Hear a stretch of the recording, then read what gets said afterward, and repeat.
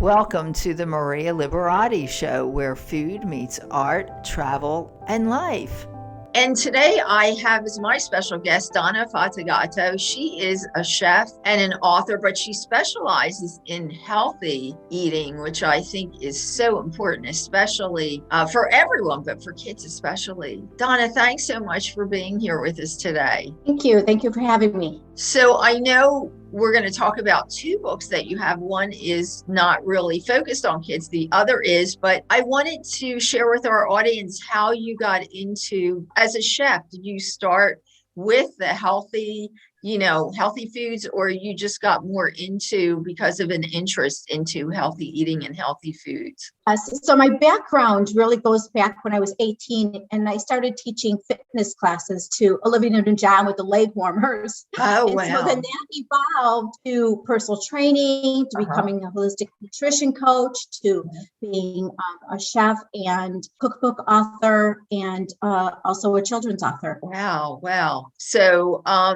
So tell us about, I know you said your first book is Q2. Well, what made you decide to write a book? Is it just, did everyone tell you, hey, you should put this down in writing? Yeah, so a lot of people said I need to share my recipes. And also my goal was I wanted to write my book by the time I was 50, but time gets in the way. Yes. And so I wanted my book to not only be just a cookbook, but a message. And so it is called Q2, A Healthy Recipe for a Balanced Life, because we need to really be able to balance our life, right? We have to learn how to navigate it in order to reach our goals. And I had not even a whole chapter done. I only had part of a chapter done, but I had all my recipes because I was teaching healthy cooking classes. So I had all the recipes, only part of a chapter. And I thought, I really need to get going on this. So I made a goal by the time I was 55. And so I did. I had it completed by the time I was 55. And it has lots of chapters. It has about 8 chapters before you get to 120 healthy recipes. And each chapter embraces either exercise, eating healthy, breaking down the macronutrients, protein, carbs, and fats, because they're all very important. You should never deplete yourself of those. Right. The reasons why. And then also how to feel comfortable in your own skin, how to be the best version of yourself, how to talk to yourself positively. So I felt like all of those messages were important to go along with recipes that I included in the book. Wow. So I know everyone, a lot of people say, oh, they want to eat healthier, and some people don't have a clue, and some I think are really intimidated. We're chefs, so we're in the field, so we're around food all the time, and we kind of are exposed to it and research it and everything. But most people, a lot of times, they don't have a clue what. So do you have any quick tips for someone that can kind of just ease their way into, to start eating healthier? Of course, Q2, it's a quick tip. It begins with a Q, and so does quality and quantity. So Q2 means quality and quantity. Oh, that's so great. First you choose a great quality of food, and then you just watch the quantity size. We all hear about portion size and serving size, but people still glare over when they're looking at the back of a package and going, oh, it's serving size. But in reality, if you pick the quality of food, you're not going to have a food label, because you're eating earth, tree, land, and sea. Then, knowing what size that you're supposed to be eating, as opposed to, eating too much, something that you just, learn as you go along. So that's what I like to teach in this book. I love that quality, quantity. That it could not be any simpler than that. So the other thing is, I know you have this kids book out, and I love that idea because I think it's really important for kids to eat healthier. I've been I'm around kids, and I can't believe what parents like kids today, where everybody, there's more information out there. So but there are some kids that are really, because of all the information out there are some kids that are a little more well informed and do I know about the benefits of eating healthier. But tell us about your kids' book, your children's book that you wrote. Yes. So Bucky and Daisy's Moody Adventures, they discover eating healthy, but then they also wrote 3 other books. They discover relaxation, they discover exercise, and they discover health and wellness. So in each one of the books, Bucky and Daisy's mood changed suddenly one day. Oh, wow. And their parents try to help to recognize why. And their moods change because they either weren't eating healthy. So then in that eating healthy book, their parents actually introduced them to a friend named serotonin.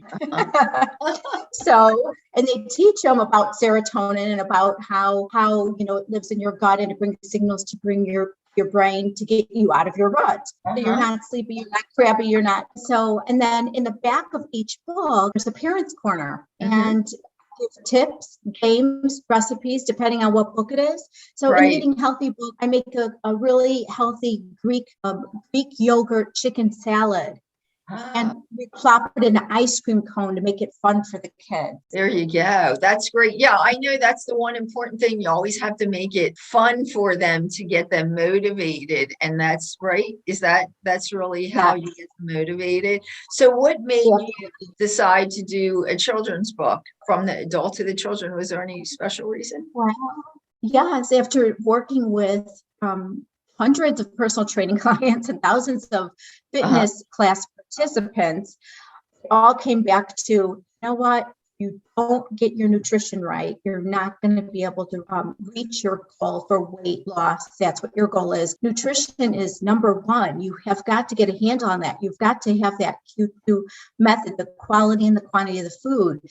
Still being able to enjoy foods that maybe aren't as healthy, but learning to just like taste it and put it in your mouth and just have a small quantity and follow it up with a healthy salad or some other healthy habit. But I just realized that if we get to our children first, we would be so much better off as a society.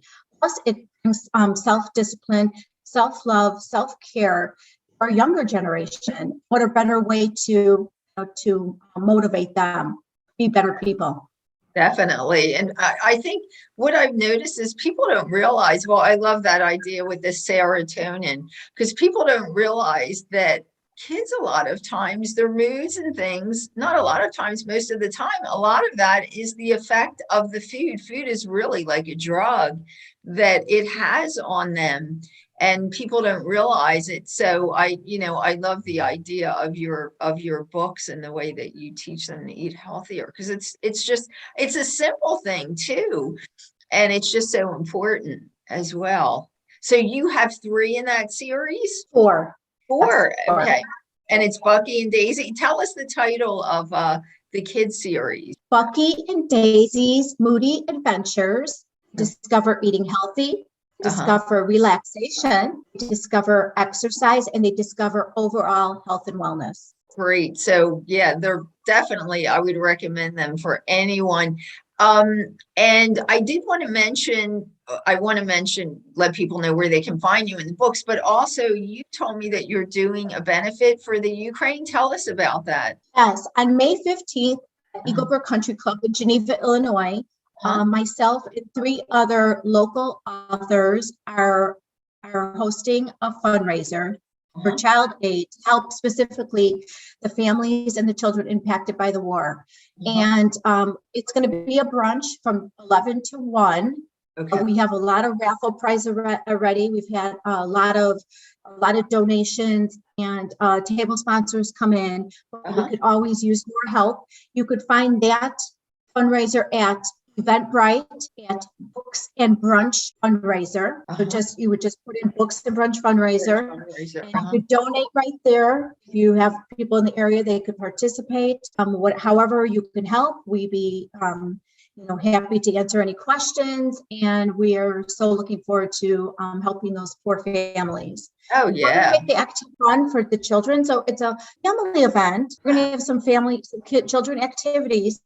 We also have like open bar or a cash bar. Sorry, not an open bar, a cash bar. Yes. So but it'll be really good food, and the community could come together, and we could raise awareness and help.